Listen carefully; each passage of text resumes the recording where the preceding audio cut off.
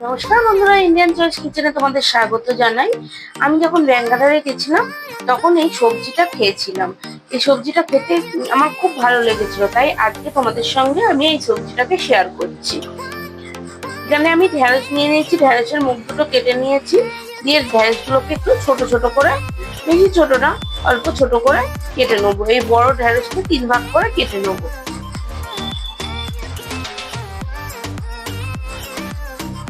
এরকম করে সবকটা ঢেঁড়সকে আমি কেটে নেবো।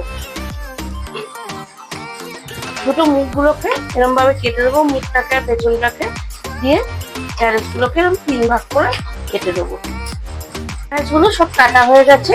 এখানে আমি কারি পাতা নিয়ে নিয়েছি।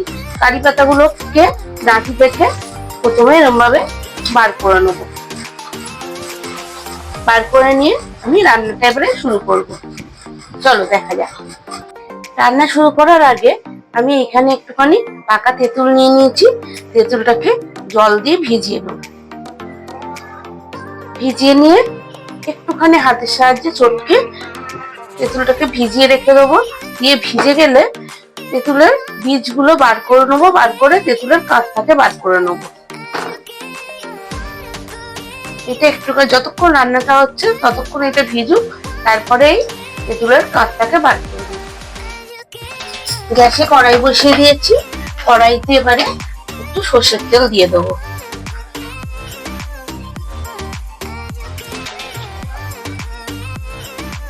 তেলটা গরম হয়ে গেছে।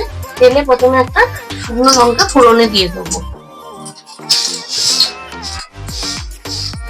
শুকনো লঙ্কা দিয়ে কিছুটা কালো সর্ষে দিয়ে দিলাম। সর্ষেটা দিতে একটু চিরবির করে উঠবে। দিয়ে সর্ষেটা যেই ভাজা ভাজা হয়ে যাবে তখন কারি পাতাগুলোকে তেলের মধ্যে দিয়ে দেবো। এই সময় গ্যাসের ফ্লেমটাকে একটু লোতে রাখবো, নাহলে ফোড়নটা জ্বলে যেতে পারে। এবারে মিডিয়াম করে নিলাম গ্যাসের ফ্লেমটাকে। শুকনো লঙ্কা, কারি পাতা, সর্ষের একটা সুন্দর গন্ধ উঠে এলে বেশ ভালো করে চপিং করা রসুন কুচি দিয়ে দেবো। এখানে রসুন কুচির জায়গায় রসুন বাটা দিলেও চলে, কিন্তু রসুন কুচিটা দিলে বেশি ভালো হয়।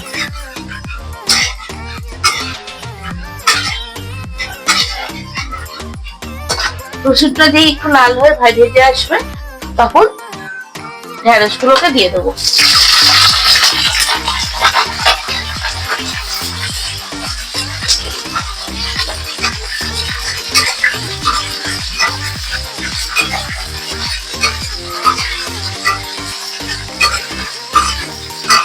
ঢেঁড়সগুলো দিয়ে প্রথমে একটুখানি হালকা করে ভেজে নেবো।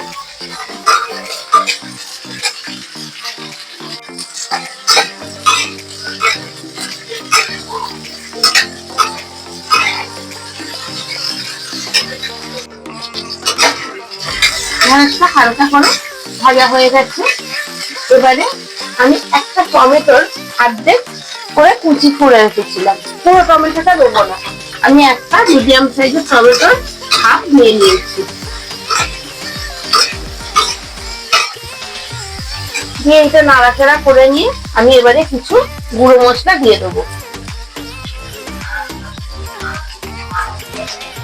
হলুদ গুঁড়ো, একটু জিরে গুঁড়ো, একটু ধনে গুঁড়ো, ঝালের জন্য লঙ্কার গুঁড়ো,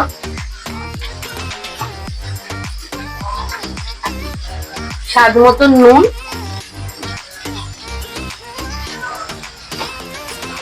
আর একটুখানি আদা বাটা।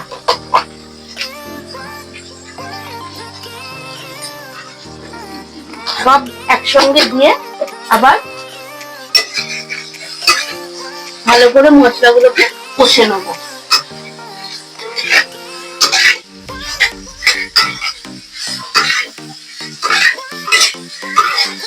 মশলাগুলো কষার সময় একটুখানি জল দিয়ে দেবো, যেহেতু গুঁড়ো মশলাগুলো পড়েছে। অল্প করে, একদম অল্প জল দিয়ে ভালো করে কষাতে থাকবো।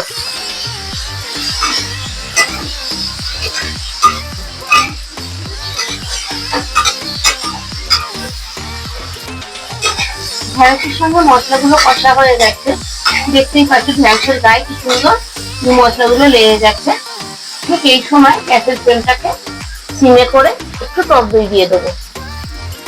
এটা অপশনাল, এটা না চাইলেও দিতে পারো।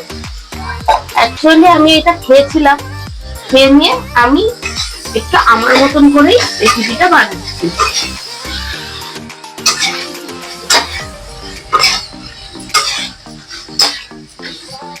ফ্লেমটা সিমে রেখে আবার একটু ভালো করে কষিয়ে নেব। কারি পাতা, সর্ষে, টক দই সব মিলিয়ে গন্ধটা খুব সুন্দর উঠেছে।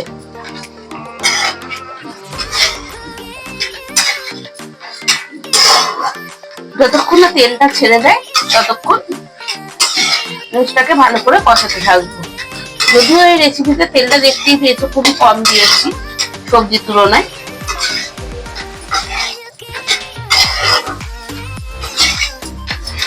ভিডিওটা দেখতে দেখতে তোমরা যারা আমার চ্যানেলটাকে সাবস্ক্রাইব করোনি তারা সাবস্ক্রাইব করে নিও।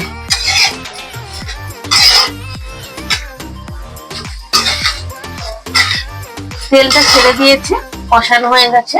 এবারে ঢ্যাঁড়সটা সেদ্ধ হওয়ার মতন জল দিয়ে দেবো।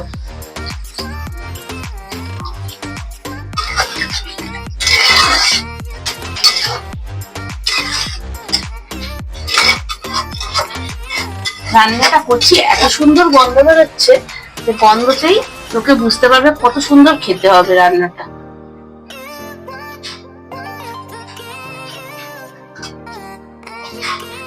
ঢ্যাঁড়সটা সেদ্ধ হওয়ার মতন জলটা দিয়ে দিলাম। এবারে ঢ্যাঁড়সটা সেদ্ধ হতে দেবো। তার আগে একটুখানি টেস্টটা ব্যালেন্সের জন্য একটু চিনি দিয়ে দেবো।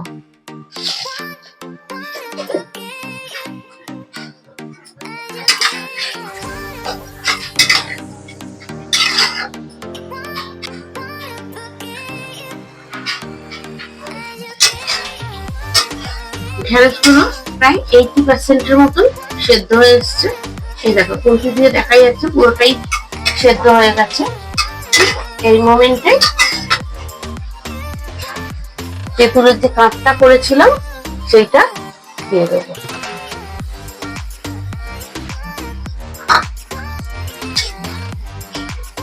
দিয়ে নাড়াচাড়া করে নিয়ে আর একটু ফুটিয়ে নেবো,